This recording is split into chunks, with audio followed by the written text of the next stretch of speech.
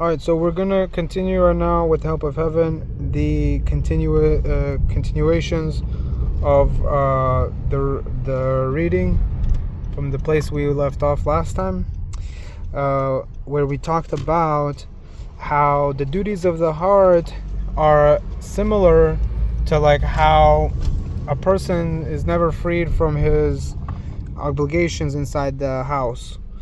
However, the duties of the limbs is like if a person has duties that they have to do in the field. Sometimes they have to do them and they finish them and they're able to be free.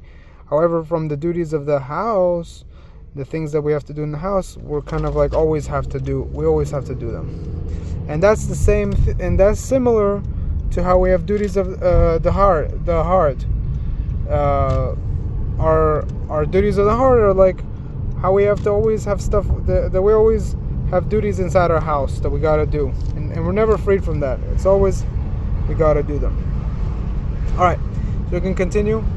The same is true of the duties of the heart. There is nothing that might excuse us from them, and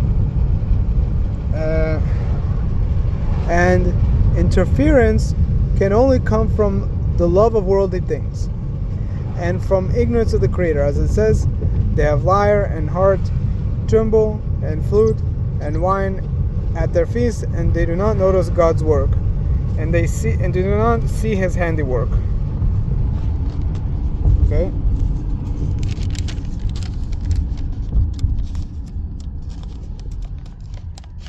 And then he said, then I said, perhaps this class of duties does not break up into many different categories of obligation, and that is why this is why they did not write a separate book on the subject. But when I checked their number and variety, I found so many different kinds that I thought that I thought. Oops.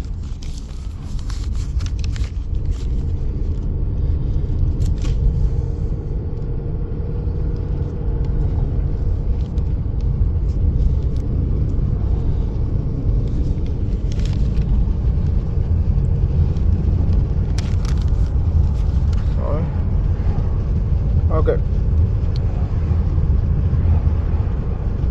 They did not write a separate book on them, but when I checked the number and variety, I found so many different kinds that I thought, when David said, I have seen that all things have a limit, but your commandment is exceedingly great. Sorry guys, we're driving, however, with God's help, you guys will listen, and we'll be able to see this thing focus, so we can get to the understanding. Okay. So, but your commandment is exceedingly broad. He must have had the duties of heart in mind, for the duties of the limbs are limited in number, fewer than 613. But the duties of the heart are so many, their branches and offshoots are innumerable. Perhaps the duties of the heart are so obvious and well known to all, I thought, and people are so faithful in fulfilling them, that it was unnecessary to write a book about them.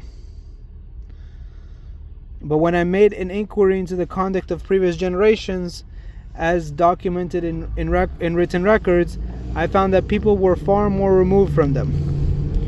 Only the fervent and outstanding personalities